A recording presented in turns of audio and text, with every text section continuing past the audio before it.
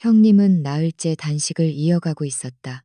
시아버지는 노발대발하며 집안을 발칵 뒤집어 놓았고 내 아들의 학군지 아파트 입학 자격을 내놓으라며 윽박질렀다. 나는 가방 속 깊숙이 숨겨둔 이혼 합의서를 떠올렸다. 집도 차도 아이도 전부 내 것이다. 당신들 가족은 그 귀한 보물이나 끼고 잘 살아보라지. 남편은 당장 입을 다물었다. 그 국그릇은 건네진 것이 아니라 던져진 것이었다. 나는 고개를 숙여 미색 슬랙스 자락을 타고 흘러내리는 갈색 기름, 얼룩을 멍하니 바라보았다. 거실 소파 저편에서 형님, 조경희의 가두프지만 단호한 목소리가 들려왔다. 강민준, 오늘 너는 반드시 확답을 줘야 한다. 내가 단식한 지 벌써 나흘째야. 너희 식구들은 정말 내가 여기서 죽어나가길 바라는 거니? 시아버지 강건국 씨가 젓가락을 탁자에 내리쳤다. 그 충격에 그릇들이 비명을 지르며 들썩였다. 식탁 아래로 남편 민준의 손이 내 무릎을 툭 건드렸다. 아주 가벼운, 마치 이 피부 가죽 아래에 아직 뼈가 남아있는지 시험해보는 듯한 조심스러운 손길이었다. 서윤아, 시아버지가 나를 향해 고개를 돌렸다. 부탁이 아닌 명령조의 말투였다. 너도 봤잖냐. 경희가 애 학교 보내는 문제로 목숨까지 걸고 있는 거. 너희 그 학군지 아파트 입학명이 다음 달에 민수 앞으로 돌려라. 하준이는 이제 고작 5살 아니냐. 걔는 좀 더 기다려도 돼. 거실 등 불빛이 번들거렸다. 식탁 위에 차려진 음식들은 손도 대지 않아 식어 문드러져 가고 있었다. 나는 고개를 들어 강민준을 보았다.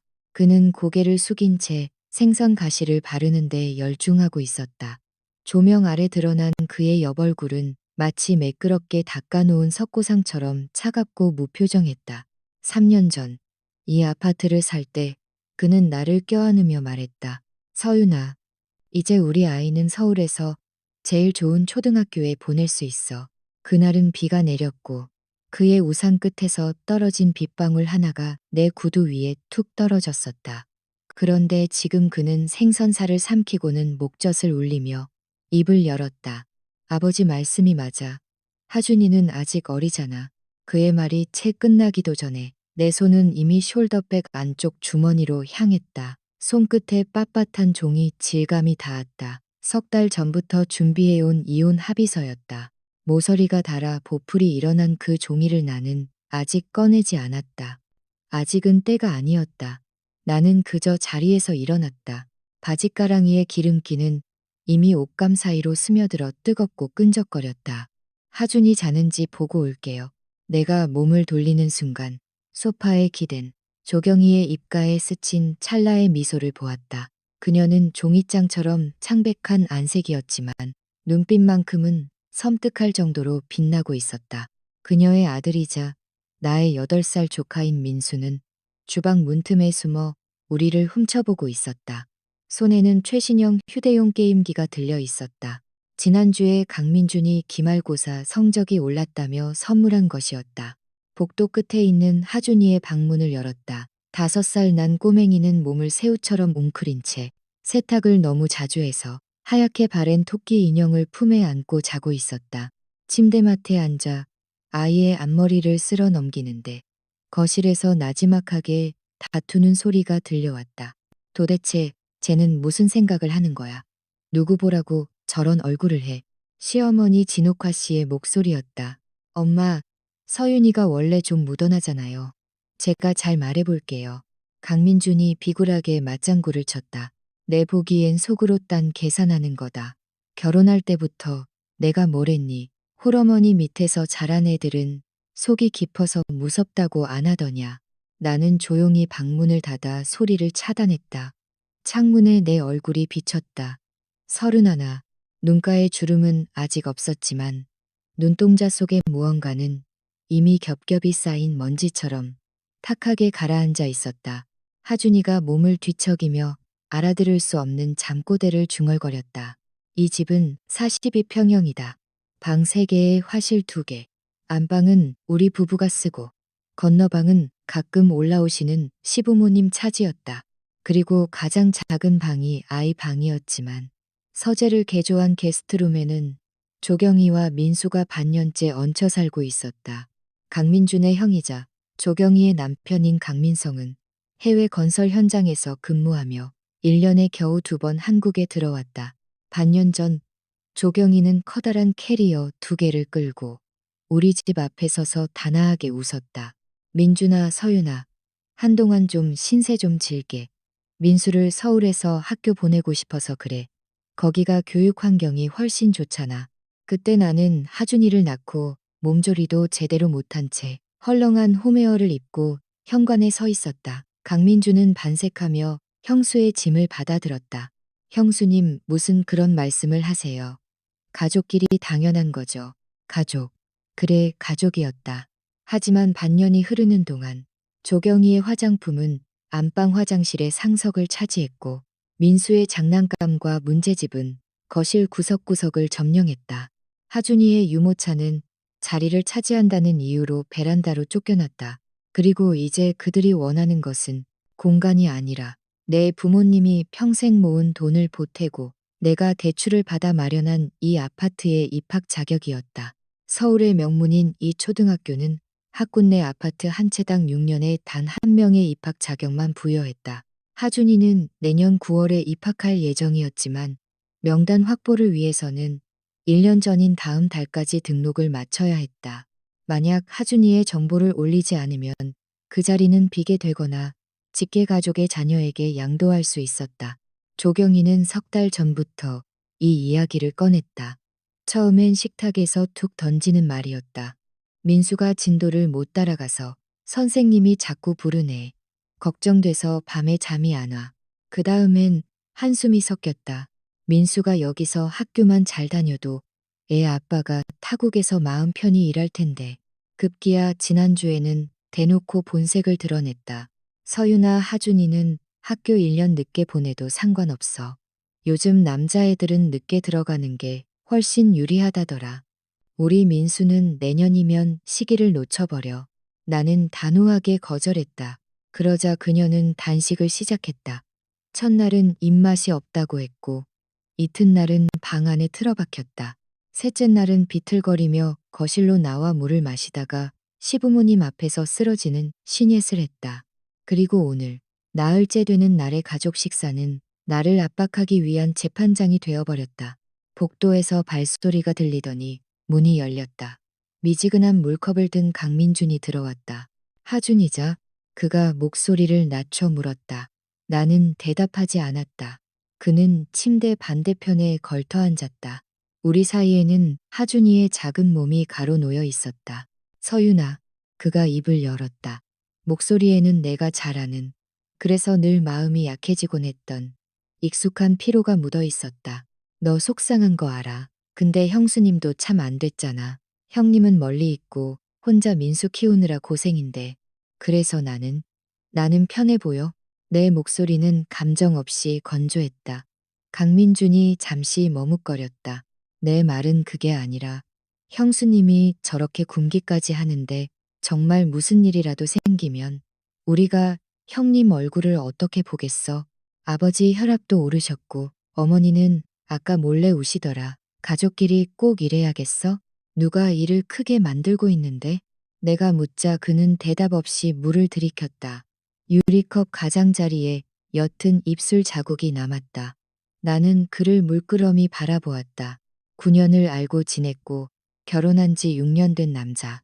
연애 시절엔 겨울거리에서 내 손을 제 코트 주머니 속에 넣어 녹여주던 사람. 결혼식 날 모든 하객 앞에서 서윤이를 평생 행복하게 해주겠다고 맹세하던 사람. 하준이가 태어날 때 분만실 밖에서 아이처럼 엉엉 울던 사람. 그런 그가 지금 여기 앉아 내 아들의 가장 소중한 미래를 양보하라고 권하고 있다. 이유는 단 하나, 가족이기 때문에. 민준 씨, 우리 이 집 살 때 당신이 했던 말 기억나?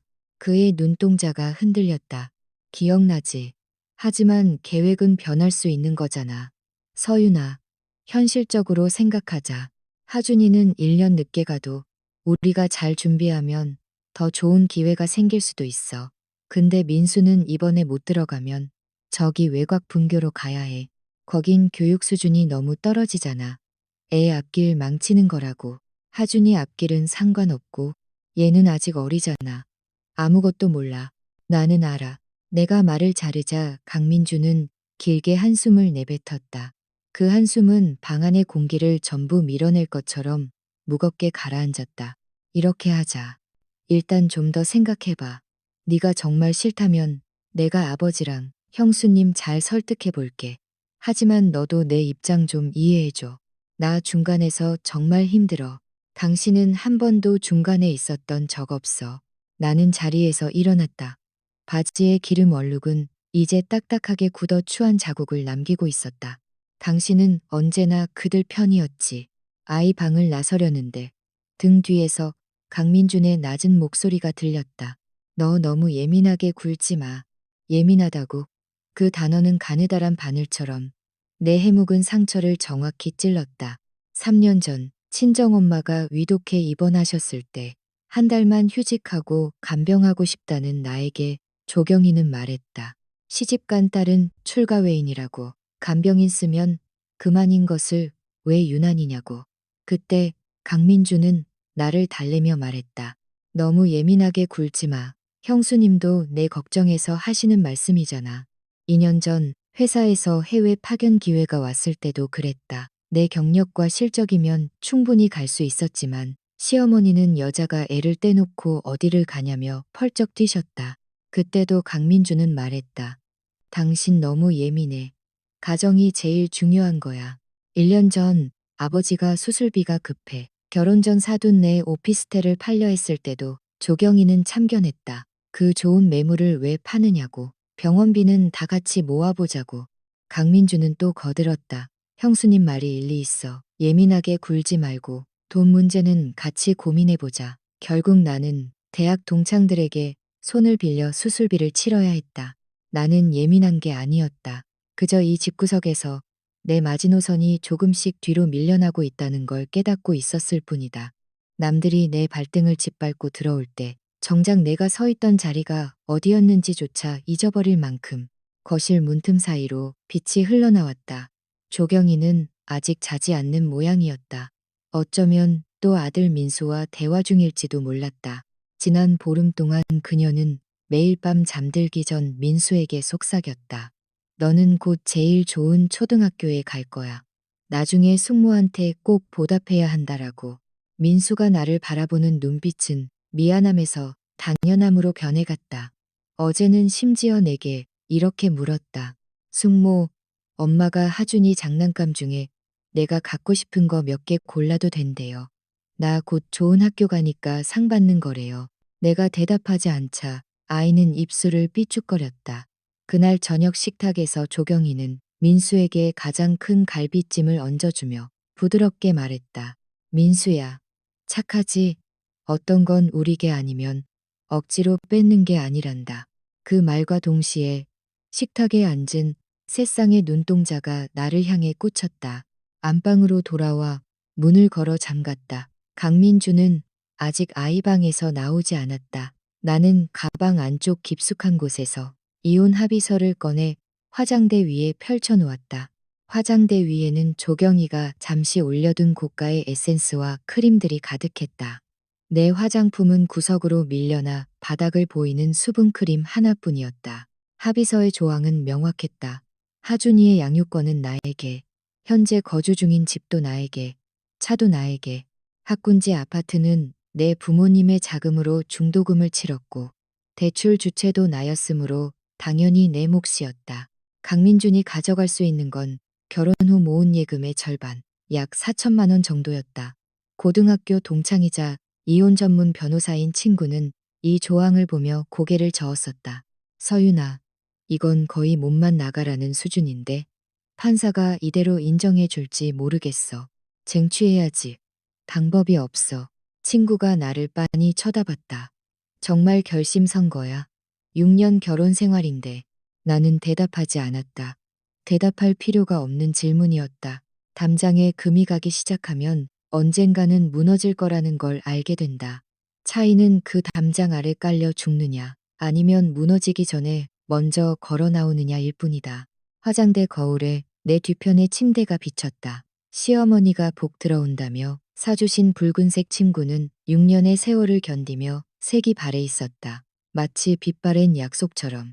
베개 위에는 강민준이 아침에 흘리고 간 짧은 머리카락 한 가닥이 붙어 있었다. 35. 그는 벌써 흰머리가 나기 시작했다. 스트레스 때문이라고 그는 늘 말했다. 스트레스? 스트레스 없는 사람이 어디 있나. 나는 합의서를 다시 가방에 넣고 침대에 누웠다. 천장에는 작년 여름 폭우 이후 생긴 미세한 균열이 있었다. 강민주는 조만간 사람을 부르겠다고 했지만 늘 더 중요한 일들이 생겼다. 회사 프로젝트, 부모님 건강검진, 형수의 기분 전환, 조카의 학교 행사. 균열은 방치되었고 밤의 정적 속에서 나는 그 금이 아주 조금씩 길어지는 것 같은 착각에 빠졌다. 다음 날 이른 아침, 나는 비명 같은 소란에 잠이 깼다. 조경희의 억눌린 흐느낌과 시어머니의 다급한 목소리가 뒤섞여 있었다. 방문을 열고 나가니 조경희가 거실 소파에 쓰러져 있었고 머리카락은 산발이 된 채 입술은 바짝 말라 있었다. 시어머니 진옥화 씨가 꿀물을 타와서 그녀의 입가에 대주고 있었다. 시아버지 강건국 씨는 베란다에서 큰 소리로 전화를 하고 있었다. 그래, 최대한 빨리 알아봐. 애 학교 문제가 장난이야? 무슨 수를 써서라도 해결해. 주방에서 흰 죽을 들고 나오던 강민준이 나를 보더니 당황한 기색을 내비쳤다. 형수님이 저혈당으로 쓰러지셨어. 그가 낮은 목소리로 덧붙였다. 방금 보건소 의사 불렀으니까 곧 오실 거야. 단식 닷새째였다. 벽시계는 오전 7시 반을 가리키고 있었다. 강민준이 나를 주방으로 끌고 들어가 문을 닫았다. 서윤아, 제발 이번 한 번만 져주면 안 돼? 형수님 저러다 정말 사람 잡겠다. 의사가 오면 알겠지. 진짜 쓰러진 건지, 연기하는 건지. 나는 수전에 물을 틀어 손을 씻었다. 차가운 물이 손가락 사이를 스쳤다. 강민주는 눈을 크게 떴다. 너 말이 너무 심한 거 아냐? 어떻게 형수님이 그런 걸로 장난을 친다고 생각해? 나는 대답하지 않았다. 쏟아지는 물소리가 그에 이어지는 항변을 집어삼켰다. 거실에서 조경희의 가냘프지만 또렷한 목소리가 들려왔다. 어머니, 민준이랑 서윤이 힘들게 하지 마세요. 다 제 못난 탓이죠. 우리 민수 좋은 환경에서 공부도 못 시키고 그냥 저 이대로 죽게 내버려 두세요. 무슨 그런 소리를 해. 가족끼리 이게 무슨 일이야. 하준이 자리는 곧 민수 자리나 마찬가지다. 이건 내가 책임지고 결정하마. 시어머니가 울먹이며 소리쳤다. 물을 잠그고 손을 닦은 뒤 강민준을 쳐다보았다. 당신도 그렇게 생각해. 어머니가 결정하면 끝나는 거야? 그는 내 시선을 피했다. 어머니도 마음이 급해서 그러시는 거잖아. 강민준. 나는 그의 이름을 처음으로 성까지 붙여 불렀다. 결혼 후 드문 일이었다. 만약 지금 저기 누워있는 게 나였다면, 내가 나흘을 굶고 쓰러졌다면, 당신도 저렇게 안달복달했을까? 그는 멍해진 표정으로 입을 벌렸다. 하지만 이내 얼굴을 쓸어내리며 중얼거렸다. 그건 상황이 다르지. 서윤아, 형수님은 손님이기도 하고, 우리가 대국적으로 생각해야지. 손님, 대국적? 나는 그 단어들을 곱씹으며 헛웃음을 지었다. 그래, 저 사람은 손님이라 지극정성으로 보살펴야 하고, 나는 식구니까 당연히 희생해야 한다는 논리였다. 보건소 의사가 도착해 간단한 검진을 마쳤다. 혈당이 좀 낮고 탈수 증세가 있지만 휴식을 취하며 미음이라도 먹으면 금방 나을 거라고 했다. 병원에 입원할 정도는 아니라는 말이었다. 조경희는 시어머니의 품에 기대어 속눈썹에 눈물을 매달고 있었지만 시선만큼은 거실을 가로질러 내 얼굴에 정확히 꽂혔다. 그 눈빛에는 조롱과 승리감, 그리고 알 수 없는 서늘한 계산이 깔려 있었다. 민수가 책가방을 메고 게스트룸에서 나왔다. 토요일인 오늘도 학원에 가야 하는 모양이었다. 내 옆을 지나가던 아이가 멈춰서서 고개를 들고 말했다. 숙모, 엄마가 나 9월부터 좋은 학교 갈 수 있대요. 고마워요. 나는 아무 말도 하지 않았다. 아이는 폴짝거리며 밖으로 나갔다. 어제 공원에서 밟은 진흙이 묻은 운동화 밑창이 마루에 희미한 발자국을 남겼다. 강민주는 민수를 데려다 준다며 서둘러 뒤따라 나갔다. 시어머니는 조경이를 부축해 방으로 들어갔고 전화를 끝낸 시아버지가 거실을 서성이다가 나를 발견하고 멈춰섰다. 임서윤, 오늘 하준이 서류 다 챙겨놔라. 월요일에 내 오랜 지인이 교육청 쪽에서 손 좀 써주기로 했다. 아버님, 나는 침착하게 입을 뗐다. 전 아직 동의한 적 없습니다. 시아버지의 미간이 좁아졌다. 수십 년간 고위 공직자로 지냈던 특유의 위압감이 쏟아져 들어왔다. 이 집안에서 네 결정이 뭐가 중요해? 하준이는 강씨 집안 자식이다. 아이 문제는 이 집안 법도를 따르는 거야. 하준이는 제 아들입니다. 어디서 감히 시아버지 앞에서 목소리를 높여? 너 정말 못되게 배웠구나. 네가 지금 다니는 회사도 우리 민준이가 친구한테 부탁해서 억지로 꽂아준 거 잊었냐? 그 말은 마치 허공에서 날아온 뺨을 맞은 듯 얼얼했다. 그랬다. 현재 내가 다니는 회사의 대표는 강민준의 대학 동기다. 출산 후 경력 단절을 겪던 나를 위해 그가 다리를 놓아준 건 사실이었다. 하지만 지난 3년간 나는 누구보다 많이 야근했고 최고의 실적을 냈으며 작년에는 우수사원 표창까지 받았다. 하지만 시아버지의 눈에는 그저 아들의 은덕을 입은 보잘것없는 며느리일 뿐이었다. 나는 말싸움을 하는데 에너지를 낭비하지 않기로 했다. 이 싸움터는 총알을 아껴야 할 곳이었다. 나는 방으로 들어가 옷을 갈아입고 화장을 한 뒤 가방을 챙겼다. 거실을 지나 현관으로 향하자 시아버지가 뒤에서 소리쳤다. 어디 가냐? 오늘 결판을 내야지. 출근합니다. 오늘 급한 업무가 있어서 좀 늦을 거예요. 현관문이 닫히며 그 질식할 것 같은 공간과 나를 분리했다. 엘리베이터 거울에 비친 내 얼굴은 창백했지만 입술에 바른 붉은 립스틱이 마치 상처처럼 강렬하게 돋보였다. 가방 속에서 휴대폰이 진동했다. 강민준의 메시지였다. 서윤아, 아버지 화나셔서 그래. 마음에 담아두지 마. 저녁에 우리가 다시 잘 얘기해보자. 내가 어떻게든 잘 조율해 볼게. 조율. 그는 언제나 조율한다고 말하지만 그 저울의 추는 늘 나만 희생시키는 쪽으로 기울어져 있었다. 나는 답장을 하지 않았다. 지하철은 주말임에도 북적였다. 낯선 사람들의 온기가 얇은 셔츠 너머로 전해졌다. 손잡이를 잡고 창밖으로 스쳐 지나가는 광고판들을 멍하니 보았다. 아이를 안고 환하게 웃는 젊은 엄마의 사진 아래 이런 문구가 적혀 있었다. 사랑하는 사람에게 가장 좋은 것을, 가장 좋은 것? 나에게 그것은 하준이가 건강한 환경에서 누구에게도 제 몫을 뺏기지 않고 당당하게 자라게 하는 것이었다. 제 엄마가 자신을 지키기 위해 모든 걸 걸었다는 걸 알게 해주는 것이었다. 하지만 강민준에게 가장 좋은 것은 그저 집안의 평화, 대국적인 희생, 여자가 참아야 하는 미덕 따위였다. 휴대폰이 다시 울렸다. 이번엔 가족단체 채팅방에 올라온 조경희의 메시지였다. 서윤아 미안해. 오늘 아버님께 혼나서 속상했지. 정말 고의는 아니었어.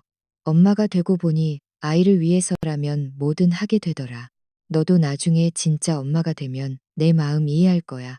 나중에 진짜 엄마가 되면 하준이가 벌써 5살인데 그녀의 눈에 나는 아직 엄마 자격조차 없는 모양이었다. 나는 답장 대신 화면을 캡처해 저장했다. 회사에 도착하자 프런트 직원이 내 안색을 살폈다. 서윤 대리님, 어디 편찮으세요? 얼굴이 너무 안 좋아요. 아니에요. 어제 잠을 좀 설쳐서요. 웃으며 자리에 앉았다. 이른 때로 삶의 구질구질함을 잊게 해주는 마약 같았다. 메일을 처리하고 회의를 하고 보고서를 작성하는 동안에는 적어도 가족이라는 족쇄에서 벗어날 수 있었다. 점심시간, 후배 직원이 조심스럽게 다가왔다. 대리님, 지난번에 물어보신 학군지 아파트 정책 말이에요. 제가 좀 알아봤거든요. 주변을 살핀 그녀가 목소리를 낮췄다. 그 초등학교 입학 정원이 워낙 빡빡해서 중간에 명의를 바꾸려면 부모 양측의 인감 증명서랑 공증 서류가 반드시 필요하대요. 집에서 아무리 난리를 쳐도 대리님이 도장 안 찍어주면 절대로 안 되는 거죠. 나는 젓가락을 꽉 쥐었다. 한쪽이 반대하면 아예 안 되는 거야? 그럼요. 그래서 학교 문제로 친척들끼리 소송까지 가는 경우도 많다더라고요. 대리님네 아파트 입지가 워낙 좋아서 노리는 사람이 한둘이 아닐 텐데 절대 마음 약해지지 마세요. 나는 고개를 끄덕였다. 오후 3시 나는 반차를 쓰고 변호사 사무실로 향했다. 친구인 송 변호사는 마침 의뢰인과 상담을 끝내고 나를 맞이했다. 남양인 그의 사무실은 햇살이 가득했다. 우리 집의 그 퀴퀴하고 어두운 그림자와는 전혀 다른 빛이었다. 정말 결심 굳힌 거야? 송 변호사가 차를 건네며 물었다. 한 번 시작하면 되돌릴 수 없어. 생각 안 했으면 여기 오지도 않았어. 나는 가방에서 최근 수집한 녹음 파일과 메시지 내역을 꺼내 놓았다. 그리고 덧붙였다. 강민준이 공동자산을 빼돌리는 것 같아. 이 통장 내역이 좀 이상해. 송 변호사가 서류를 훑어보더니 표정이 진지해졌다. 증거는 이 정도면 충분해. 하지만 서유나 이혼 소송은 생각보다 길고 힘든 싸움이야. 특히 양육권 문제가 걸려 있으면 더 그렇지. 네가 현재 직장 생활을 하고 있고 하준이가 어린 점을 들어서 상대방 측에서는 경제적 안정성이나 조력자 유무를 걸고 넘어질 거야. 강민준 연봉이 너보다 높지. 2배 정도 돼. 하지만 그는 1년 내내 야근에 출장해. 실제로 하준이랑 보내는 시간은 거의 없어. 우리 엄마가 오셔서 아이 봐주기로 하셨고, 그리고 나는 잠시 멈췄다가 말을 이었다. 강민준 외도 증거도 있어. 친구의 눈썹이 치켜 올라갔다. 그 얘긴 처음 듣는데 쓰고 싶지 않았으니까 창밖을 보았다. 강물처럼 흐르는 차들의 행렬이 보였다. 얼굴 붉히며 끝내는 게 너무 추해 보일까봐 묻어두려 했다. 하지만 이제는 깨달았다. 우아하게 끝낼 수 있는 전쟁은 없다. 증거 사진은 2달 전 강민준의 코트 주머니에서 떨어진 호텔 영수증에서 시작되었다. 출장이라던 날의 날짜. 하지만 위치는 서울 시내였다. 나는 조용히 뒤를 밟았고 3번의 투숙 기록과 함께 한 여자와 다정하게 호텔 로비로 들어가는 사진을 확보했다. 당시에는 따지지도 울지도 않았다. 그저 지뢰를 묻듯 가슴 깊은 곳에 묻어두었을 뿐이다. 적절한 폭발의 순간을 기다리며 송 변호사가 잠시 침묵하더니 입을 뗐다. 임서윤, 너 정말 많이 변했다. 바보처럼 살기 싫어졌을 뿐이야. 사무실을 나오니 오후 5시였다. 노을이 거리를 오렌지빛으로 물들이고 있었다.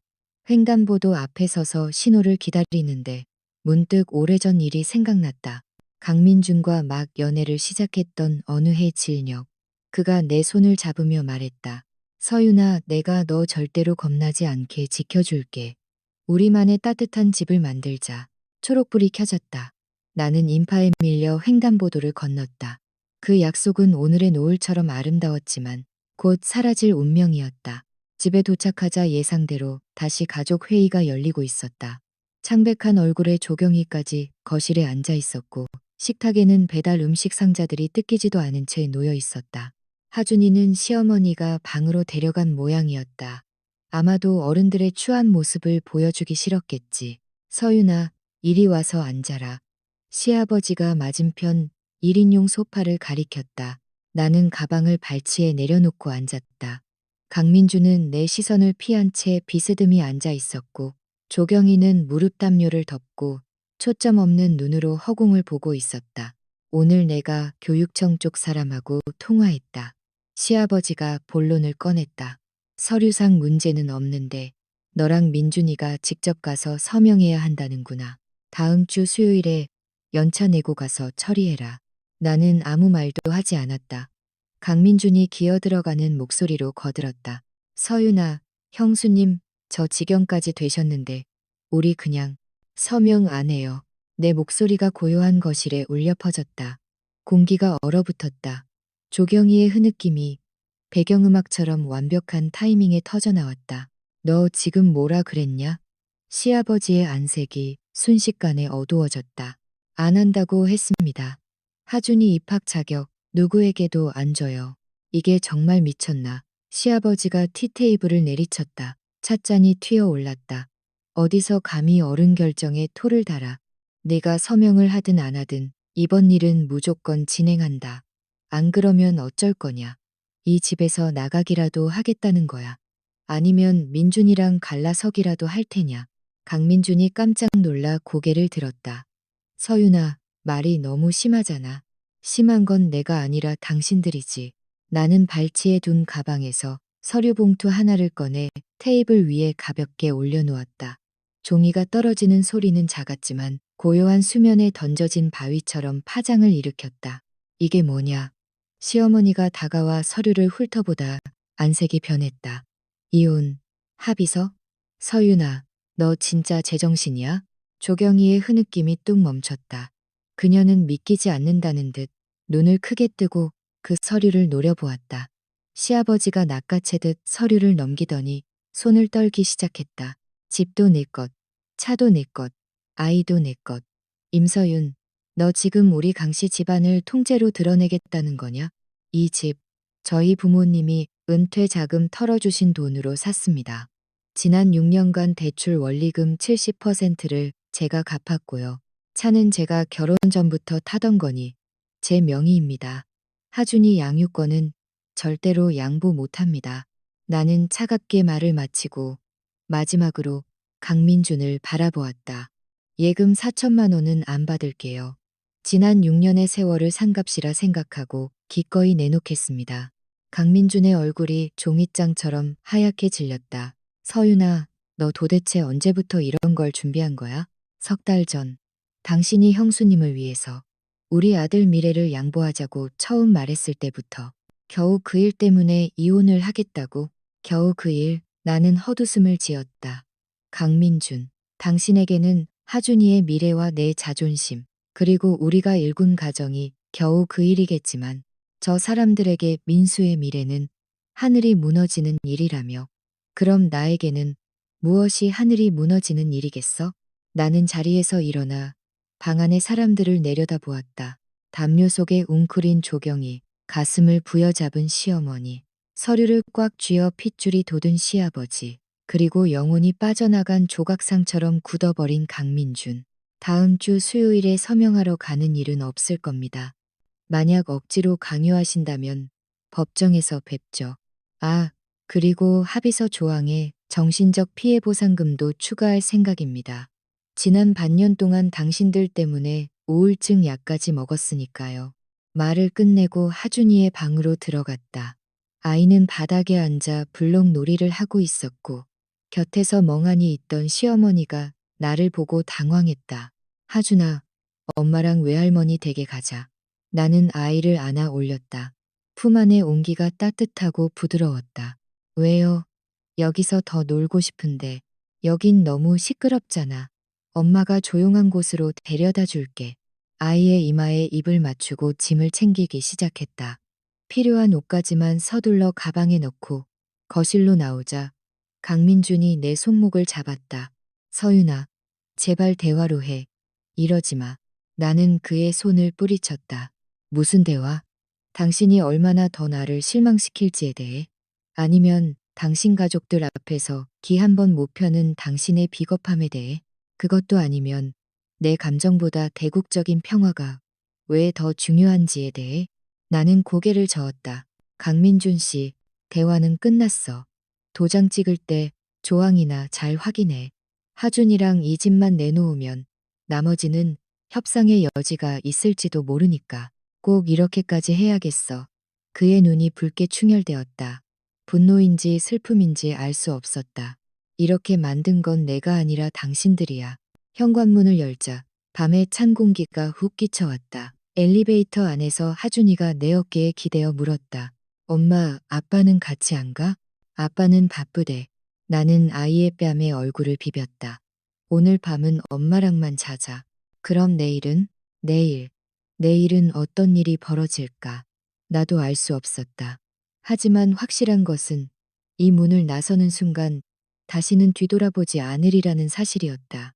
아파트 단지를 벗어나며 뒤를 돌아보았다. 7층. 불이 켜진 저 창문은 한때 내 세상의 전부인 집이었지만 이제는 불빛이 새어나오는 차가운 감옥일 뿐이었다. 휴대폰이 울렸다. 강민준의 메시지였다. 서윤아, 제발 돌아와. 우리가 다시 잘 얘기해보자. 민수한테 양보 안 할게. 내가 약속해. 그러니까 이혼은 하지 말자. 응? 나는 그 메시지를 3초간 바라보다가 그의 번호를 차단했다. 너무 늦었다. 한 번 넘어선 마지노선은 결코 되돌릴 수 없다. 엎질러진 국물은 닦아낼 수 있지만 옷감 속 깊이 배어든 얼룩과 그 냄새는 영원히 지워지지 않는 것처럼 나는 하준이를 꼭 안고 밤거리로 걸어 들어갔다. 가로등 불빛 아래 우리의 그림자가 길게 늘어졌다. 앞길이 막막했지만 적어도 이제 내 앞에는 양보를 강요하는 가족이라는 이름의 괴물은 없을 것이다. 친정 엄마네 집에서 보낸 며칠은 하준이에게도 나에게도 지난 반년 중 가장 평온한 시간이었다. 엄마는 안방을 우리에게 내어주고 자신은 짐이 가득 쌓인 작은 방으로 거처를 옮겼다. 엄마는 아무것도 묻지 않았지만 새벽 3권쯤 물을 마시러 나왔을 때 부엌 창가에 겉옷을 걸치고 앉아 멍하니 밖을 보던 엄마의 뒷모습을 보았다. 엄마는 돌아가신 아빠를 생각하고 있었을 것이다. 아빠가 살아계셨다면 아마 당장 식칼이라도 들고 강씨 집안으로 쫓아가 결판을 냈을 테니까. 엄마, 내가 깨웠어? 내 부드러운 목소리에 엄마가 고개를 돌렸다. 희미한 불빛 속에서 엄마의 주름이 평소보다 깊어 보였다.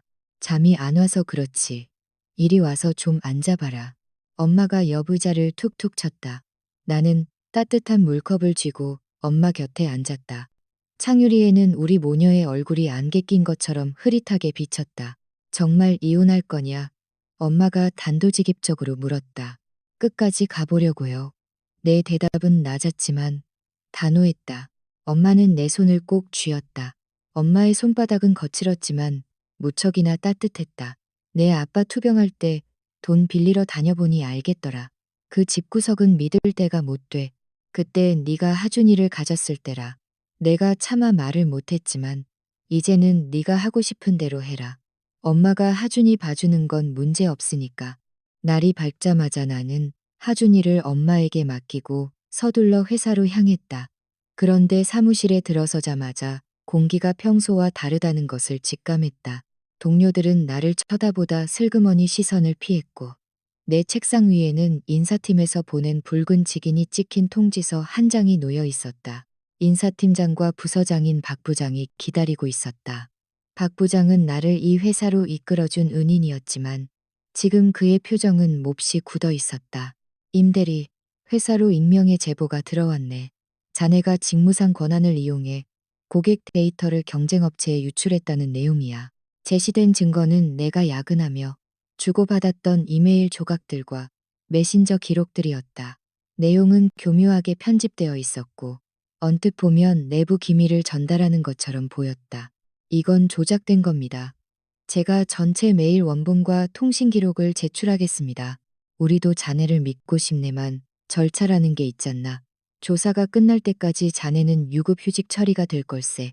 박 부장이 말을 아꼈. 휴직이라는 두 글자가 얼음 송곳처럼 가슴을 찔렀다. 제보자가 누구인지 짐작하는 건 어렵지 않았다. 강민준의 대학 동창 중 한 명이 이 회사의 주요 주주였다. 내가 집을 나온 바로 다음 날 이런 일이 벌어지다니. 타이밍이 너무나도 절묘했다. 사무실을 나오는데 박 부장이 따라 나와 목소리를 낮췄다. 임대리, 혹시 누구한테 원한 살만한 일 있었나? 이 제보, 어제 오후에 아주 갑작스럽게 내려온 거야. 원한이라기보다는 제가 사람을 잘못 본 탓이겠죠. 나는 씁쓸하게 웃으며 짐을 챙겼다. 건물을 나서자마자 송 변호사에게 전화가 왔다. 서윤아, 방금 법원에서 연락 왔어. 강민준 쪽에서 조기 조정 신청을 했고 날짜는 다음 주 화요일이야. 그들의 움직임은 내 예상보다 훨씬 빨랐다. 송 변호사는 한 가지 소식을 더 전했다. 강민준이 공동명의 계좌에서 4천만 원을 빼내 시어머니 명의의 카드로 옮겼다는 것이었다. 명백한 재산 분할 전 자산은 이익이었다. 그리고 강민준이 선임한 변호사가 한지웅이야. 이혼 소송에서 승률이 높기로 유명한데 특히 여자 쪽에 직장 생활이나 정신 상태를 집요하게 공격해서 양육권을 뺏어오는 걸로 악명이 높지. 나는 휴대폰을 꽉 쥐었다. 오늘의 휴직 통보가 단순히 보복에 그치지 않을 것임을 깨달았다. 내가 실업자가 되거나 직업윤리에 문제가 있다고 판명되면 법원은 경제적으로 더 안정적인 강민준에게 양육권을 줄 가능성이 컸다. 이 싸움 쉽지 않을 거야. 송 변호사의 목소리가 무거웠다. 절대 안 져요. 나는 곧장 은행으로 향해 최근 반년치의 모든 계좌 내역을 출력했다. 저녁 무렵 친정으로 돌아오자 하준이가 거실에서 그림을 그리고 있었다. 커다란 사람과 작은 사람 둘이 손을 잡고 있고 배경에는 삐뚤빼뚤한 집 한 채가 있었다. 이건 엄마랑 나야. 이건 우리 새 집이고. 아이가 자랑스럽게 그림을 내밀었다. 나는 아이를 품에 안고 머리카락에서 나는 비누 향기를 맡았다. 하준아, 새 집이 좋아? 응, 할머니가 해준 갈비찜도 맛있고 아무도 나한테 뭐라 안 하잖아. 하지만 평화는 오래가지 않았다. 엄마가 베란다로 나를 불러 조심스럽게 입을 뗐다.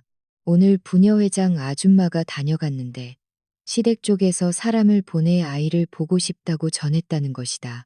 시어머니는 부녀회 사무실에서 손자가 보고 싶어 밥도 못 먹겠다며 한바탕 울음을 터뜨렸다고 했다.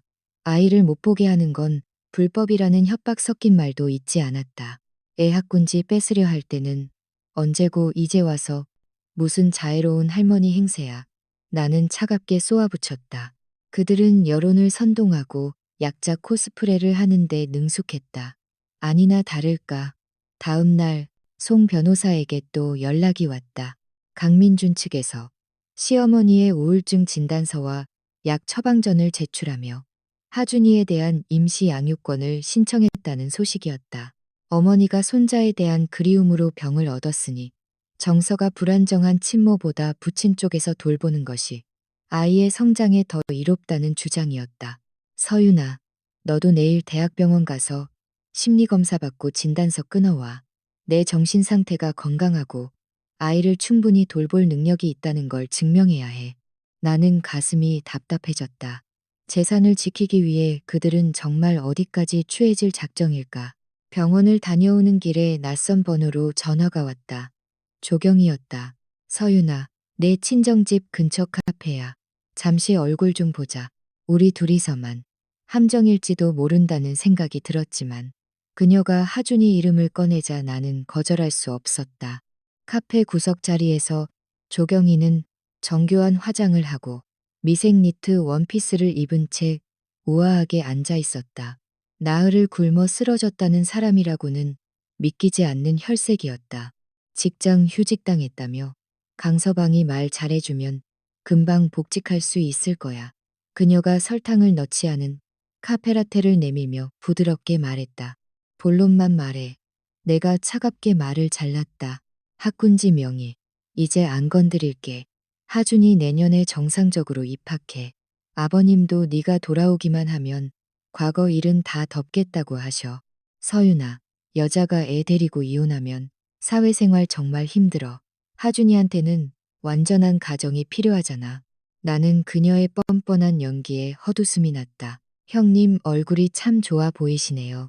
단식 닷새 하신 분 맞나 싶을 정도로 그녀의 얼굴이 미세하게 떨렸지만 곧 미소를 되찾았다. 다 아이를 위해서 참는 거지.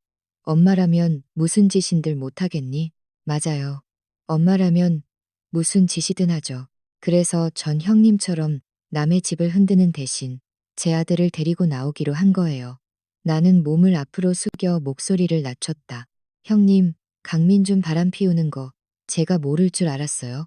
조경희의 표정이 순식간에 일그러졌다. 너 지금 무슨 소리를 하는 거야? 그 여자 이름 대볼까요? 아니면 호텔 투숙 기록 보여드릴까요?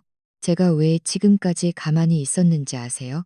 그래도 이 가정을 지키고 싶다는 환상이 남아 있었기 때문이에요. 나는 의자 등받이에 몸을 기댔다. 이제 그 환상은 없어요. 그러니 형님, 더는 연기하지 마세요.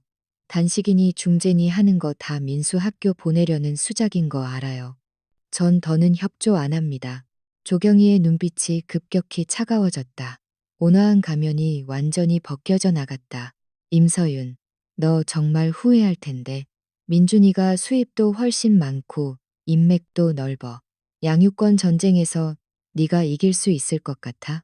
직장도 잃고 애도 뺏기고 집까지 절반 뜯기고 나면 그때 가서 울고불고 해도 소용없어. 그럼 마음대로 해보세요. 그리고 전해드려요. 시부모님이 계속 부녀회통해서 저 압박하면 저 강민준 바람피운 증거들 복사해서 시댁 식구들 직장 게시판에 싹 다 도배할 거라고요. 나도 잃을 거 없으니 끝까지 가보자고. 카페를 나서는데 유리벽에 비친 조경이가 다급하게 휴대폰을 꺼내 타이핑하는 모습이 보였다. 강민준에게 보고하는 것이리라. 집 앞에 도착하자 낯익은 검은색 세단이 서 있었다. 강민준의 차였다. 그는 차문에 기대어 담배를 피우고 있었고 발치에는 이미 꽁초가 수북했다. 서윤아, 우리 좀 대화하자. 그가 쉰 목소리로 나를 불러 세웠다. 변호사 통해서 얘기해. 제발, 딱 5분만. 그의 눈은 충혈되어 있었고 셔츠는 구깃구깃했다. 휴직 문제. 나 정말 몰랐어. 우리 엄마가 내 친구한테 부탁한 거래. 내가 방금 제보 취소하라고 다 말해놨어. 내일 당장 출근해도 돼. 다음엔 또 뭘로 날 위협할 건데? 우리 하준이야? 안 그럴게. 내가 다 잘못했어. 앞으로는 당신 시키는 대로 다 할게. 민수한테 학군지 양보하라고 안 할게. 형수님네도 당장 방 빼라고 할 테니까 제발 이혼만은 하지 말자. 응? 그의 목소리에서 배어나오는 익숙한 향수 냄새에 찰나의 흔들림이 생길 뻔했다. 하지만 나는 그가 공동 계좌에서 몰래 빼돌린 4천만 원과 호텔 투숙 기록을 떠올렸다. 강민준 씨, 그 4천만 원 다시 돌려놔. 그가 흠칫 놀랐다. 그리고 내 바람기까지 참아달라는 소리는 하지 마. 네가 다른 여자 안고 있을 때 우리 하준이랑 우리 집은 안중에나 있었어? 네가 하는 약속 이제 먼지만도 못해. 강민주는 고개를 푹 숙였다. 집안에 문제가 생길 때마다 그가 보이던 회피의 자세였다. 예전엔 그 모습이 안쓰러워 내가 먼저 다가갔지만 이제는 그저 진저리가 났다. 합의서에 도장 찍어. 좋게 끝내고 싶으면 내가 거절하면 그럼 법정에서 보자고. 내 불륜 증거, 재산 은닉 증거, 시어머니 연극 증거 다 제출할 거야. 내 그 잘난 변호사가 이것까지 막아줄 수 있을지 궁금하네. 나는 뒤도 돌아보지 않고 아파트 안으로 들어갔다. 계단실의 센서 등이 고장나 사방이 칠흑 같았다. 어둠 속에서 나는 천천히 발을 뗐다. 3층쯤 올라갔을 때 참았던 눈물이 툭 떨어졌다. 소리 없는 오열이었다. 죽어버린 사랑과 조각난 신뢰. 그리고 영원히 함께할 거라 믿었던 순진했던 나. 자신을 위한 작별의 눈물이었다. 집에 들어서자 하준이가 달려와 내 품에 안겼다. 엄마, 할머니가 주말에 동물원 가재요. 나는 아이를 번쩍 들어 올렸다. 그래, 우리 사자도 보고 코끼리도 보자. 한밤중에 휴대폰 알람이 울렸다. 은행에서 온 입금 알림이었다. 4천만 원이 다시 내 계좌로 돌아와 있었다. 함께 온 메시지는 딱 세 글자였다. 미안해. 그 짧은 사과가 지난 6년의 배신을 덮기엔 턱없이 가벼웠다. 다음 날 아침, 송 변호사에게 전화가 왔다. 강민준 측에서 조정에 응하겠다는 의사를 밝혀왔다는 것이다. 하지만 조건이 붙었다. 학군지의 아파트에 대한 지분을 요구하며 동시에 내가 야근이 잦아 아이를 제대로 돌보지 않았다는 증거를 수집 중이라는 소식이었다. 조경희가 증인으로 나서서 지난 반년 동안 하준이를 키운 건 본인과 시어머니였다고 주장하고 있다는 것이었다. 그건 내가 프로젝트 때문에 바빴던 시기만 골라서 하는 소리야. 주말엔 온종일 아이랑 보냈고 휴가 때마다 여행도 다녔는데 나는 억울함에 목소리를 높였다. 알아, 서윤아. 근데 그쪽에서 지금 재산 보전 신청을 해서 네 공동 명의 계좌랑 아파트 거래를 묶어버렸어. 소송 끝날 때까지 넌 한 푼도 못 쓸 거야. 경제적 압박을 줘서 항복하게 만들려는 수법이지. 나더러 어떡하라는 거야. 버텨야지. 하준이랑 찍은 사진, 영상 다 정리해서 보내줘. 친밀도 증명해야 하니까. 그리고 야근이 자발적인 게 아니라 회사 지시였다는 것도 증명해야 해.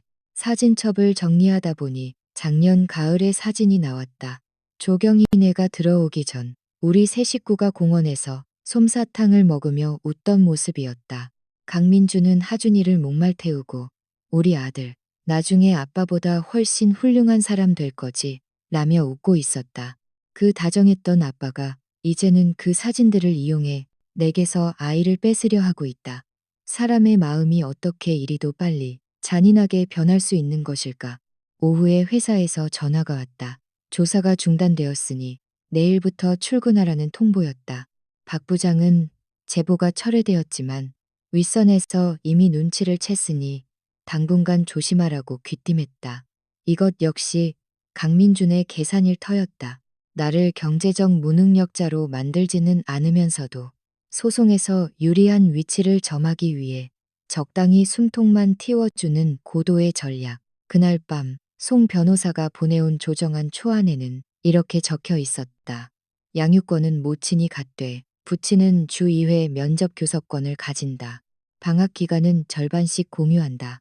현재 거주 중인 아파트는 모친 소유로 하되 부친에게 현재 시세의 절반을 현금으로 보상한다.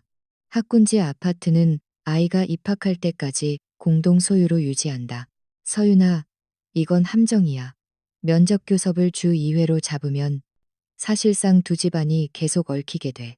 특히 학군지 아파트 공동 소유는 나중에 명의 이전할 때 또 딴소리하며 버틸 게 뻔해. 그리고 아파트 시세 절반을 현금으로 주려면 넌 집을 팔 수밖에 없어. 절대 안 받아요. 내 아들 미래를 볼모로 잡고 장사하는 거잖아요. 그래 내가 반려했어. 법정에서 다시 판가름 내자고. 대신 다음 주 조정위원들 만날 때 마음 단단히 먹어. 한 번에 안 끝날 거야. 조정 전날 친정엄마가 갑자기 열이 나서 하준이를 데리고 보건소에 갔다. 대기실 TV에서는 한 연예인 부부의 이혼 소식이 흘러나오고 있었고 옆에 앉은 아주머니가 혀를 끌끌 찼다. 요즘 젊은 것들은 조금만 힘들어도 갈라선다니까. 애만 불쌍하지, 애만. 하준이가 나를 올려다보며 물었다. 엄마, 이혼이 뭐야? 나는 아이의 머리를 쓰다듬으며 조용히 대답했다. 아빠랑 엄마가 따로 사는 거야. 그럼 아빠 영영 못 봐? 아니, 아빠는 여전히 내 아빠지. 아이의 천진한 얼굴을 보니 문득 내가 너무 이기적인 건 아닌가 하는 회의감이 들었다. 내가 조금만 참으면 하준이는 겉으로나마 온전한 가정을 가질 수 있을 텐데. 하지만 그 온전함이 기만과 계산, 배신으로 가득 차 있다면 그것이 정말 결손 가정보다 나은 것일까? 나는 누구에게도 정답을 들을 수 없었다. 그날 밤 나는 다시 컴퓨터를 켜고 송 변호사가 요구한 증거들을 하나하나 정리했다. 업무 메일, 야근 승인 기록, 점심시간에 하준이와 영상 통화한 캡처 화면들. 내 지난 6년의 삶을 해부하는 기분이었다. 그리고 마침내 그 암호화된 폴더를 열었다. 호텔 로비 CCTV 캡처본 속의 강민주는 내가 본 적 없는 낯선 미소를 짓고 있었다. 곁에 선 여자의 팔을 다정하게 끌어안고 엘리베이터로 향하는 그의 뒷모습. 나는 사진을 확대해 여자의 얼굴을 살폈다. 무척이나 앳된 얼굴이었고 긴 생머리에 단정한 오피스룩을 입고 있었다. 우리가 아는 사람은 아니었다. 파일을 닫는 내 손이 떨려왔다. 분노가 아니라 뼛속까지 시려오는 한기 때문이었다.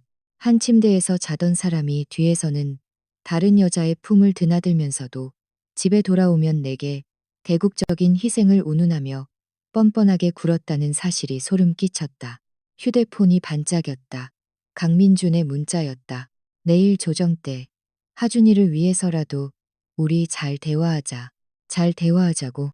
어떻게? 네가 바람 피우며 좋은 남편 연기한 것에 대해서 아니면 내 식구들이 내 아들의 전부를 뺏으려 할 때 방관한 것에 대해서 그것도 아니면 내가 가장 힘들 때 늘 내 가족 편에 서서 나를 짓밟았던 것에 대해서 창밖으로 차라이트가 한 줄기 비치더니 순식간에 방을 밝히고 사라졌다. 내일은 전쟁이 될 것이다. 강씨 집안은 쉽게 물러나지 않을 것이고 학군지 명의와 손자의 양육권 그리고 그들의 체면을 지키기 위해 필사적으로 덤벼들 것이다. 하지만 그들이 알지 못하는 게 하나 있었다. 그들이 알던 착하고 무던한 임서윤은 이미 죽었다는 것을. 그 임서윤은 나를 향해 던져진 국그릇에 조경희의 단식 협박에 그리고 강민준의 비겁한 침묵 속에서 이미 숨을 거두었다. 이제 남은 것은 내 아들 하준이와 가슴 속에 타오르는 결코 꺼지지 않을 서늘한 불꽃뿐이었다. 조정 기일 당일 아침, 나는 가장 정갈한 셔츠와 슬랙스를 꺼내 입었다. 거울 속 내 눈빛은 고요했지만 그 깊은 곳에는 거센 물줄기가 일렁이고 있었다. 법원 정문에서 기다리던 송 변호사는 내게 서류 한 뭉치를 건네며 낮은 목소리로 말했다. 강민준 쪽에서 추가로 제출한 증거였다.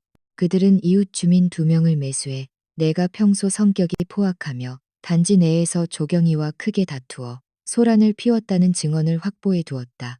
지난달 조경희가 산책하던 나를 불러 세워 학군지 아파트 이야기를 꺼냈을 때 내가 꿈깨라고 한마디 하고 돌아선 일을 그렇게 부풀린 것이었다. 이런 자잘한 증거들이 판결을 뒤집지는 못하겠지만 판사에게 부정적인 인상을 심어주기에는 충분했다. 조정실 안에는 강씨 일가가 총출동해 있었다. 시아버지 강건국과 시어머니 진옥화, 그리고 여전히 창백한 얼굴을 한 조경희까지. 강민준 곁에는 승률 높기로 유명한 한지웅 변호사가 버티고 앉아 위압감을 조성했다. 50대 여성인 조정 판사가 규칙을 낭독한 뒤 나를 향해 물었다. 임서윤 씨, 제출하신 합의서 조항을 끝까지 고수하시겠습니까? 그 질문이 떨어지기 무섭게 한지웅 변호사가 끼어들었다. 판사님, 제 의뢰인은 가정을 지키고 싶어 합니다. 하지만 임서윤 씨가 이혼을 강행한다면 저희는 양육권을 가져와야겠습니다. 임서윤 씨는 직장 생활로 바빠 아이를 방치해왔고 정서 조절 문제까지 있어 양육에 적합하지 않다는 증거가 명백합니다. 송 변호사가 즉각 반박하며 설전이 오갔다. 재산 분할 대목에 이르자 한지웅은 회심의 카드를 꺼내들었다. 학군지 아파트가 4명이긴 하나 강민준이 인테리어 비용으로 일 500만 원을 보탰으니 지분이 있다는 주장이었다. 그 인테리어 비용 일 500만 원, 저희 친정 부모님이 보내주신 돈입니다. 이체 내역 보여드릴까요? 내 차분한 반격에 상대 측은 잠시 주춤했다. 나는 이어 강민준을 똑바로 응시하며 말을 덧붙였다. 대출 상환 역시 제 급여 계좌에서 자동 이체되었습니다. 강민준 씨 급여가 가게 생활비로 쓰인 적이 단 한 번이라도 있었나요? 필요하다면 법원에 강민준 씨의 소득 처처에 대한 조사를 신청하겠습니다. 특히 어머니 명의 카드로 빼돌린 4억만 원에 대해서도요. 강민준의 얼굴이 순식간에 흑빛으로 변했다. 2시간에 걸친 조정은 양측의 극심한 입장차만 확인한 채 성과 없이 끝났다. 조정실을 나오자 조경희가 쫓아와 내 앞을 가로막았다. 서윤아, 꼭 이렇게까지 해서 온 동네 망신을 시켜야겠니? 그녀는 울먹이며 하준이가 결손 가정아이가 되는 것이 안쓰럽지도 않냐며 나를 비난했다. 그때 시어머니 진옥화가 다가와 내 얼굴 앞에 손가락질을 해댔다. 우리 강씨 집안이 너한테 어떻게 했는데 우리 아들 덕에 먹고 자고 했으면서 이제 와서 날개를 폈다 이거냐? 나는 헛웃음을 참으며 대꾸했다. 제 연봉이 강민준 씨보다 높았던 적도 많았습니다. 집안 살림 대부분 제가 책임졌는데 필요하면 가계부라도 출력해 드릴까요? 시아버지 강건국은 분노를 참지 못하고 하준이를 절대로 내주지 않겠다고 고함을 질렀다. 그 소란통에 강민준이 내 손목을 잡고 복도 끝으로 이끌었다. 딱 5분만 대화하자는 그의 간청에 나는 시계를 보며 시간을 내주었다. 그는 살이 빠져 콩쑥해진 얼굴로 나를 바라보며 사죄했다. 내가 다 잘못했어. 불륜도 집안일도 한 번만 기회를 줘. 형수님네 당장 내보낼게. 우리 세 식구만 살자. 응. 그의 눈은 붉게 충혈되어 있었다. 하지만 나는 그를 보며 깨달았다. 이제 그를 향한 미움도 사랑도 남아있지 않다는 것을. 그저 낯선 타인을 보는 것처럼 무감각했다. 강민준 씨, 당신이 당신 가족 뒤에 숨어서 나를 희생시키던 순간에 우리는 이미 끝났어. 만약 당신들이 내 직장이나 우리 엄마를 건드리는 더러운 수작을 계속한다면 난 당신의 불륜 증거를 세상에 뿌릴 거야. 당신 직장이며 시부모님 체면이며 형수의 가짜 단식 연극까지 전부 다. 법원을 나서는 내 등 뒤로 강민준의 시선이 화살처럼 박혔다. 송 변호사는 이제부터가 진짜 싸움이라며 그들이 하준이를 노릴 것이라고 경고했다. 아니나 다를까 오후에 유치원 선생님으로부터 급한 전화가 왔다. 아이 할머니라는 분이 와서 하준이를 강제로 데려가려 했다는 것이다. 나는 즉시 유치원에 나와 내 어머니 외에는 누구에게도 아이를 인도하지 말라고 신신당부했고 송 변호사는 유치원에 공식적인 법적 경고장을 발송했다. 하준이를 데리고 집으로 돌아오는 길 강민준에게서 문자가 왔다. 나도 하준이 포기 못해. 법정에서 보자. 그날 밤 송 변호사가 보내온 강민준의 계좌 분석 보고서를 보고 나는 경악을 금치 못했다. 지난 2년간 강민준이 조경희에게 보낸 돈이 무려 이 380만 원에 달했다. 자신의 월급 3분의 1을 형수에게 상납하고 있었던 것이다. 그뿐만이 아니었다.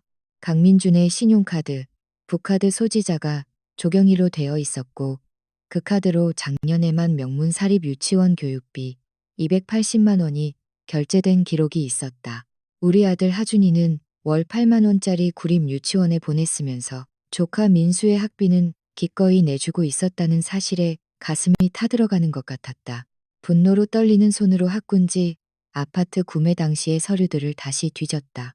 3년 전 강민준이 내게 보낸 5억만 원의 행방이 이상했다. 당시 그는 회사 자금 사정이 급하다며 내가 받은 5억만 원을 다음 날 바로 돌려달라고 했었다. 그런데 알고 보니 그 돈은 강민준의 계좌가 아니라 조경희의 계좌로 곧장 들어갔다. 계약서상으로는 강민준이 5억만 원을 출자한 것처럼 꾸며 아파트 지분을 확보하려 했던 치밀한 사기극이었다. 심지어 그는 수익자도 아닌 나를 제외하고 조경희와 조카 민수를 수익자로 하는 3억 원짜리 생명보험까지 가입해둔 상태였다. 나는 증거를 챙겨 조경희가 자주 다니는 고급 에스테틱 앞으로 향했다. 한 번 관리에 20만 원이 넘는 곳에서 유유히 나오는 그녀를 불러 세웠다. 형님, 3년 전 그 5억만 원 말이에요.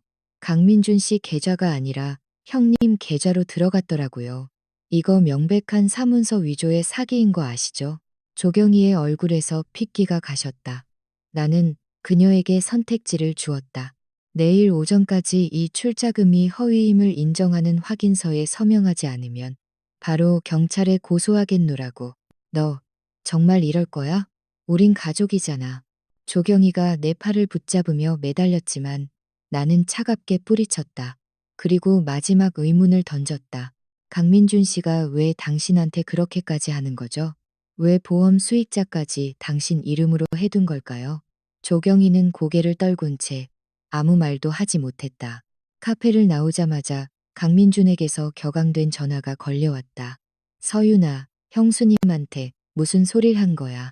나는 소리 지르는 그에게 차분히 대꾸했다. 네가 형수 계좌로 빼돌린 5억만 원, 민수 유치원비, 그리고 그 보험까지 다 알아버렸거든. 설명해봐. 왜 내 자식보다 조카를 더 챙겼는지. 강민주는 민수가 아빠 없이 자라는 게 불쌍해서 그랬다는 변명만 늘어놓았다. 그러면서 만약 자기가 아파트 지분을 포기하면 이 모든 사실을 덮어줄 수 있느냐고 구걸했다. 법정에서 얘기하자. 강민준 씨. 당신이 불쌍하다고 말하던 그 조카 때문에 내 아들이 희생당하는 걸 난 더는 못 보겠으니까. 나는 전화를 끊고 주저앉았다. 한때 내 세상이었던 남자의 밑바닥을 확인하는 일은 살점이 떨어져 나가는 것보다 더한 고통이었다. 밤의 정적 속에서 나는 천장에 갈라진 틈을 한참이나 바라보았다. 창밖으로 차라이트가 한 줄기 비치더니 순식간에 방안을 환하게 밝혔다가 다시 어둠 속으로 사라졌다. 내일은 지독한 싸움이 될 것임을 나는 직감하고 있었다. 강씨 집안은 결코 호락호락하게 물러나지 않을 것이며 그들은 학군지 아파트 명의와 하준이의 양육권 그리고 그들의 껍데기뿐인 체면을 지키기 위해 필사적으로 덤벼들 것이다. 그들이 원하는 것은 내가 여전히 그들의 계산 속에서 묵묵히 희생하며 침묵하는 며느리로 남는 것이겠지만 그들이 앓던 임서윤은 이미 죽었다. 그 임서윤은 나를 향해 던져진 국그릇 속에서, 조경희의 단식 협박 속에서, 그리고 강민준의 비겁한 침묵 속에서 이미 숨을 거두었다. 이제 내게 남은 것은 오로지 하준이와 가슴 속에 타오르는 서늘한 불꽃뿐이었다. 잠이 오지 않는 새벽. 나는 송 변호사가 보내온 강민준의 금융거래 분석 보고서를 다시 열어보았다. 보고서에는 10여 건의 이상 거래가 상세히 기록되어 있었는데 이미 확인한 4천만 원 외에도 수백만 원에서 수천만 원에 이르는 소액 지출들이 줄을 이었다. 그 모든 돈의 종착지는 단 한 곳. 바로 형님 조경희의 계좌였다. 지난 2년간 강민준이 조경희에게 보낸 돈은 총이 380만 원에 달했다. 강민준의 월급이 500만 원 남짓임을 고려하면 그는 매달 수입의 상당 부분을 형수에게 상납하고 있었던 셈이다. 정작 우리 집 생활비로는 고작 100만 원 남짓을 내놓으며 생색을 내던 그가 뒤로는 내 급여로 가게를 꾸리게 하면서 자신의 소득 절반을 형수에게 퍼부어주고 있었다는 사실에 나는 전율했다. 이유가 무엇이었을까? 창밖으로 번개가 치더니 방안이 찰나의 순간 동안 대낮처럼 밝아졌다. 보고서 마지막에는 더 충격적인 내용이 적혀 있었다. 강민준의 신용카드 부카드 소지자가 조경희로 되어 있었고 그 카드로 강남의 명문 사립 유치원 교육비를 수차례 결제한 기록이 남아 있었다. 우리 아들 하준이는 월 10만 원도 안 되는 구립 유치원에 보내면서 조카 민수의 교육비로는 한 번에 수백만 원씩 아낌없이 긁어대고 있었던 것이다. 가슴이 무언가에 짓눌린 듯 먹먹하고 뜨거운 통증이 밀려왔다. 나는 거실로 나가 그동안 모아온 증거 서류들을 뒤졌다. 3년 전 이 아파트를 살 때 작성했던 계약서와 입금 증빙 서류들이었다. 우리 부모님은 노후 자금을 털어 2억 원을 마련해 주셨고 그 돈은 정확히 내 계좌를 거쳐 시행사로 입금되었다. 그런데 계약서 부속 서류에는 강민준이 5억만 원을 지급했다는 영수증이 별도로 첨부되어 있었다. 당시 나는 그가 뒤늦게 일부 금액을 보탰거니 생각하며 깊게 따지지 않았으나 지금 확인해보니 입금 시점 자체가 앞뒤가 맞지 않았다. 3년 전의 은행 기록을 샅샅이 뒤진 끝에 진실을 찾아냈다. 강민주는 내게 5억만 원을 송금하며 주택 구입 자금이라는 메모를 남겼지만 바로 다음 날 그는 회사가 급전이 필요하다는 핑계를 대며 그 돈을 다시 받아갔다. 즉 강민준이 출자했다는 5억만 원은 장부상의 기록을 만들기 위해 내 계좌를 거쳐간 허수였을 뿐 실제로는 우리 부모님이 모든 자금을 부담한 셈이었다. 하지만 그는 계약서에 자신의 지분을 명시함으로써 훗날 이혼 시 아파트 소유권의 상당 부분을 가로챌 수 있는 치밀한 덫을 놓아두었다. 나는 그동안 남에게 이용당하면서도 그들을 위해 헌신했던 내 자신이 너무나도 어리석게 느껴졌다. 아침이 밝자마자 나는 하준이를 유치원에 보내고 강민준이 자주 거래하던 은행으로 향했다.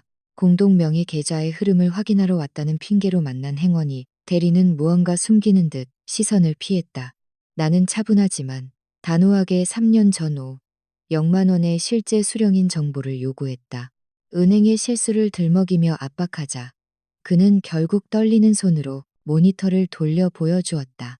강민준에게 다시 입금된 줄 알았던 그 5억만 원의 최종 수령인은 놀랍게도 조경이었다. 강민준과 조경이는 공모하여 허위 출자 증명을 만들고 내 집의 지분을 뺏으려 했던 것이다. 분노로 손이 떨렸지만 나는 침착하게 해당 화면을 촬영했다. 은행을 나오니 햇살이 눈부시게 쏟아졌지만 내 마음은 여전히 차가운 얼음장 같았다. 곧장 송 변호사에게 전화를 걸어 결정적인 증거를 확보했음을 알렸다. 그들이 집을 살 때부터 사기를 쳤군요. 송 변호사의 목소리에도 노여움이 서려 있었다. 하지만 그는 법정에서 이 증거를 완벽하게 사용하려면 조경희의 자백이나 강민준의 인정이 필요하다고 조언했다. 오후 3시 나는 조경희가 즐겨 찾는 강남의 고급 피부관리실 앞에서 기다렸다. 한 번에 수십만 원을 호가하는 관리를 받고 나오는 그녀의 얼굴은 더할 나위 없이 화사했다. 형님, 잠시 얘기 좀 하죠. 내가 다가가자 그녀는 당황하며 약속이 있다고 둘러댔으나 내가 5억만 원 이야기를 꺼내자마자 그녀의 가면이 굳어버렸다. 카페에 마주 앉은 조경희는 여전히 우아한 척을 하며 5억만 원에 대해 모른다고 잡아댔다. 나는 은행에서 확보한 송금 내역과 조작된 계약서 서류를 그녀의 코앞에 들이밀었다. 이건 명백한 사기예요. 형님과 강민준 씨가 공모해서 제 재산을 갈취하려 한 증거죠. 내 말에 조경희의 입술이 미세하게 떨리기 시작했다. 넌 어떻게 그렇게 정이 없니? 우린 가족이잖아. 그녀의 상투적인 변명에 나는 차갑게 대꾸했다. 가족은 상대방의 돈을 빼돌리고 아이의 학군지까지 뺏으려 들지 않아요. 내일 오전까지 자백하는 확인서를 쓰세요. 안 그러면 바로 경찰서로 가겠습니다. 조경희는 내 팔목을 붙잡으며 매달렸지만 나는 그녀를 뿌리치고 일어섰다. 그리고 마지막 객기를 박았다. 강민준 씨가 왜 당신한테 그렇게까지 하는지, 왜 조카 민수의 학비까지 내주는지, 심지어 3억 원짜리 생명보험 수익자까지 당신으로 해두었는지 그 이유를 모를 줄 알았나요? 조경희의 얼굴이 순식간에 흑빛으로 변했다. 나는 그녀가 강민준과 어떤 부적절한 관계를 맺고 있는지 알고 있다는 듯이 유도 질문을 던졌고 그녀의 격렬한 반응은 내 의심이 틀리지 않았음을 증명해 주었다. 카페를 나오자마자 강민준에게서 격앙된 목소리로 전화가 걸려왔다. 서윤아, 형수님한테 무슨 짓을 한 거야? 나는 소리를 지르는 그에게 차갑게 물었다. 네가 형수 계좌로 빼돌린 5억만 원과 민수 교육비, 그리고 그 보험까지 다 알게 되었어. 우리 하준이한테는 인색하던 사람이 형수랑 조카한테는 왜 그렇게 관대했는지 설명해봐. 강민주는 민수가 아빠 없이 자라는 게 안쓰러워. 그랬다는 구차한 변명만 늘어놓았다. 하준이는 아빠가 옆에 있는데도 조카보다 못한 취급을 받았어. 당신들 법정에서 봅시다. 나는 단호하게 전화를 끊었다. 오후 5시 유치원 선생님으로부터 다급한 연락을 받고 달려간 곳에는 하준이가 울음을 터뜨리고 있었다. 민수와 싸움이 붙었다고 했다. 민수가 하준이에게 너 이제 아빠 없지? 할머니가 그러는데 너희 집이랑 차 우리 거래 라고 놀렸다는 것이다. 아이들 싸움은 곧 부모 싸움으로 번졌다. 달려온 조경희는 하준이의 잘못만 따지며 소리를 질렀다. 나는 하준이를 품에 안고 조경희를 향해 경고했다. 당신이 집에서 애한테 무슨 소리를 했길래 애 입에서 저런 말이 나와? 아이한테 준 정신적 상처 반드시 법적으로 책임지게 할 거야. 집으로 돌아와 하준이를 달래는 내 마음은 찢어지는 듯했다. 아이는 엄마 아빠가 정말 우리 버린 거야? 라며 엉엉 울었다. 나는 아이의 눈물을 닦아주며 약속했다. 아니야. 아빠가 잘못한 거야. 엄마가 끝까지 우리 하준이 지켜줄게. 그날 밤 송 변호사는 마지막으로 한 가지 제안을 했다. 강민준 측에서 나의 도덕성을 공격할 빌미를 차단하기 위해 하준이와 강민준의 친자 확인 검사를 미리 받아두자는 것이었다. 그들이 재산을 지키기 위해 아이를 부정하는 파렴치한 짓을 저지르기 전에 우리가 먼저 선수를 쳐야 한다는 의미였다. 다음 날 강민준에게서 메시지가 왔다. 시아버지가 한정식 집 석화루에서 가족 모임을 소집했으니 하준이를 데리고 나오라는 것이었다. 나는 이것이 그들이 나를 설득하거나 압박하려는 마지막 기회임을 알았다. 하지만 나는 피하지 않기로 했다. 오히려 내가 모은 모든 증거를 들고 그 추악한 가족의 만찬장에 당당히 걸어 들어갈 준비를 마쳤다. 하준이의 손을 꼭 쥐고 나는 결전의 장소로 향했다. 한정식집 석화루의 육중한 문을 열자 마치 누군가를 심판하기 위해 모인 배심원들처럼 강씨 일가가 모두 모여 있었다. 시아버지 강건국은 상석에 앉아 위엄을 부리고 있었고 그 곁엔 시어머니 진옥화가 한쪽엔 조경희와 민수가 자리 잡고 있었다. 강민주는 다른 한편에 앉아 내 자리를 비워두고 있었다. 식탁 위에는 내가 좋아하는 요리는 단 하나도 없이 오로지 강씨 가문 사람들 입맛에 맞춘 기름진 요리들만 가득했다. 왔냐? 일단 앉아라. 시아버지가 눈길도 주지 않은 채 턱짓으로 자리를 가리켰다. 나는 하준이를 어린이용 의자에 앉히고 그 곁에 자리를 잡았다. 오늘 너희를 부른 건 마지막으로 정리하기 위해서다. 시아버지가 단도직입적으로 말을 꺼냈다. 서윤아, 너도 화낼 만큼 냈고 기분도 풀 만큼 풀었으니 이제 그만해라. 민준이도 잘못을 알고 있고 우리도 지난번 일은 과했다는 거 인정하마. 학군지 아파트 명의는 이제 안 건드릴 테니 하준이 내년에 정상적으로 입학시켜라. 그리고 이혼 얘기도 없던 걸로 하고 다시 잘 살아봐. 나는 하준이의 그릇에 가시를 발라낸 생선살을 놓아주며 차분하게 대꾸했다. 아버님, 그 말씀은 너무 늦었습니다. 아니, 가족끼리 무슨 앙금이 그리 깊어. 시어머니가 거들었다. 하준이 저 어린 것을 생각해서라도 네가 참아야지. 정말 애를 아빠 없는 애로 만들 작정이냐? 하준이에겐 아빠가 있죠. 나는 강민준을 빤히 쳐다보았다. 다만 그 아빠가 자격이 없을 뿐입니다. 강민준의 얼굴이 불그락 푸르락 변했다. 임서윤, 부모님까지 나서서 이렇게 말씀하시는데 꼭 그래야겠어? 내가 원하는 건 처음부터 분명했습니다. 나는 젓가락을 내려놓고 가방에서 서류 뭉치를 꺼내 회전판 위에 올려두었다. 이건 강민준 씨가 지난 2년간 조경희 형님께 보내니 380만 원의 송금 내역입니다. 그리고 이건 형님의 아들 민수가 다니는 명문사립 유치원의 교육비 결제 기록이고요. 마지막으로 이건 수익자가 조경희와 민수로 되어 있는 3억 원짜리 생명보험 증서입니다. 저와 하준이의 이름은 어디에도 없더군요. 서류가 한 장씩 공개될 때마다 식탁에 앉은 이들의 얼굴이 하얗게 질려갔다. 나는 멈추지 않고 은행에서 확보한 결정적인 증거를 밀어 넣었다. 3년 전 아파트를 살 때 강민준 씨가 냈다는 5억만 원.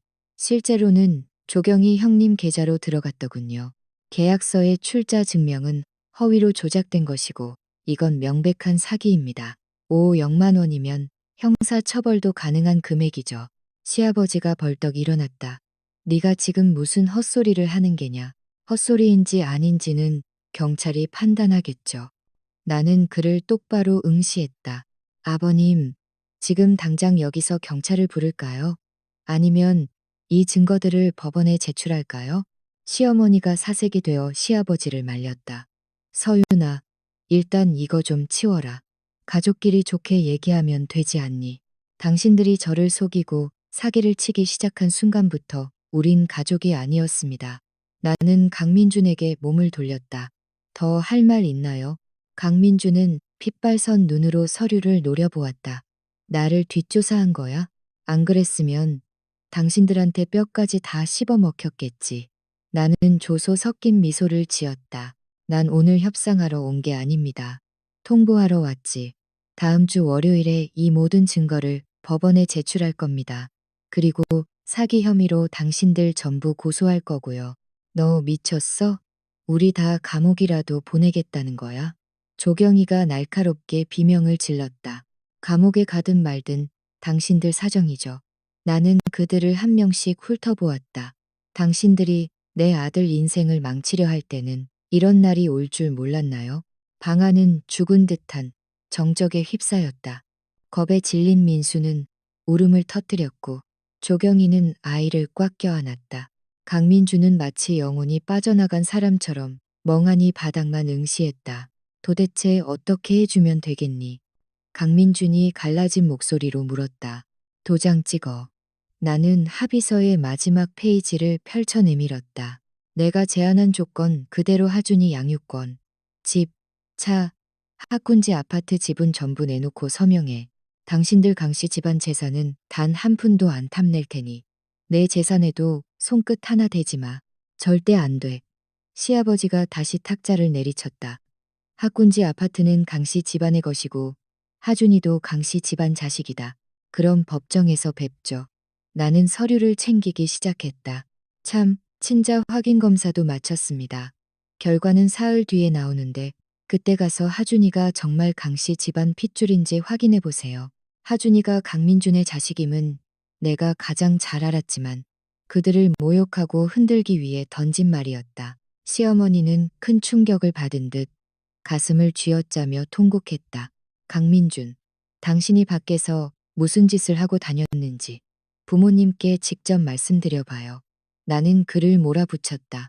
왜 자기 자식보다 형수와 조카를 더 챙겼는지, 왜 보험 수익자까지 그렇게 설정했는지도요.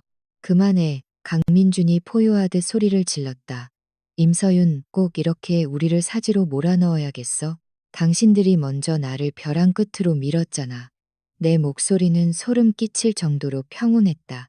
내가 이 집에 들어온 날부터 당신들은 나를 착한 며느리라는 틀에 가두고 희생을 강요했어. 이제 더는 안 참아. 서명해. 아니면 경찰서로 가든가. 강민준이 떨리는 손으로 펜을 쥐었지만 조경이가 그의 팔을 붙잡았다. 민준아, 서명하면 안 돼. 그러면 우리 정말 끝이야. 강민준이 그녀를 매섭게 쏘아보며 손을 뿌리쳤다. 닥쳐, 조경이. 가족이라는 이름으로 묶여 서로를 갉아먹던 이들의 추악한 내분이 시작되었다. 시아버지는 사기죄로 감옥에 갈까봐 겁에 질린 아들을 향해 서명하지 말라고 고함을 쳤지만 강민준의 눈에는 이미 공포와 체념만이 가득했다. 나는 책기를 받기 위해 어제 카페에서 녹음한 조경희의 음성 파일을 재생했다. 강민준이 준 돈은 주택 구입 자금이 아니라 빌려준 돈일 뿐이라는 그녀의 자백이 흘러나오자 더는 변명할 여지가 사라졌다. 강민준이 펜 끝을 종이에 대고 망설이던 그때 하준이가 작게 속삭였다. 아빠. 하준이의 붉어진 눈을 본 강민준의 눈동자가 파르르 떨렸다. 너 아빠랑 엄마 이제 같이 안 살아? 아이의 질문에 그는 대답 대신 입술만 깨물었다. 갑자기 조경이가 광기 어린 웃음을 터뜨리며 일어섰다. 임서윤, 내가 이긴 것 같지? 민준이가 왜 나한테 그렇게 헌신했는지 정말 모르는 거야? 강민준이 그녀를 제지하려 했으나 그녀는 멈추지 않았다. 민준이가 바람피운 상대가 누구인지 알려줄까? 그 사람은 남이 아니었어. 민준이 마음속엔 5년 전부터 나밖에 없었거든. 폭탄 같은 선언의 방안은 얼어붙었다. 시어머니는 입을 벌린 채 굳어버렸고 시아버지는 가슴을 쥐어짠 채 안색이 흑빛으로 변했다. 강민주는 모든 힘을 잃은 채 의자에 주저앉아 중얼거렸다. 미쳤어. 어떻게 그 말을. 조경이는 눈물을 흘리며 악에 받쳐 소리쳤다. 당신이 해외로 파견 간 첫 해부터 우린 시작됐어. 당신이 나한테 돈을 퍼붓고 민수를 챙기고 사기까지 친 건 다 우리 사랑 때문이었잖아. 이제 숨길 것도 없는데 뭐가 무서워. 혈액이 거꾸로 솟구치는 기분이었다. 강민준의 그 모든 헌신과 형수에 대한 과한 배려, 그리고 부적절한 송금들은 형제애가 아니라 비뚤어진 욕망의 산물이었다. 나는 강민준을 보았다. 내가 사랑했던 남자의 비겁한 침묵은 그녀의 말이 사실임을 증명하고 있었다. 이 짐승만도 못한 것들. 시아버지가 절규하며 찻잔을 강민준을 향해 던졌다. 찻잔은 벽에 부딪혀 산산조각 났고 뜨거운 찬물이 사방으로 튀었다. 집안은 아비규환이 되었고 조경이는 강민준의 얼굴을 만지려다 매몰차게 거절당했다. 임서윤, 넌 우리가 가정을 지키기 위한 방패였을 뿐이야. 민준이가 너랑 결혼한 건 우리 관계를 숨기기 위한 구실이었다고. 조경이가 조소했다. 하준이는 공포에 질려 내 옷자락을 붙잡고 울먹였다. 나는 즉시 아이를 품에 안아 그 추악한 광경을 보지 못하게 가렸다. 하준아, 괜찮아. 엄마랑 나가자. 나는 평온함을 되찾았다. 분노와 배신감이 조경이의 폭로와 함께 서늘하게 가라앉았다. 내가 부족해서가 아니라 처음부터 이 집구석은 썩어 있었던 것이다. 나는 마지막 경고를 남기고 자리에서 일어났다. 내일 당장 합의서에 도장 찍어 보내세요. 만약 거부한다면 이 불륜 사실과 사기 증거들을 당신들 직장과 해외에 있는 아주버님에게도 전부 보내겠습니다. 조경이의 얼굴이 빳빳하게 굳었다. 아주버님이 이 사실을 알면 민수가 누구 자식인지부터 의심하지 않겠어요? 강민준 씨도 직장 잃고 길바닥에 나앉게 될 텐데 그때도 당신들 사랑이 영원할지 궁금하네요.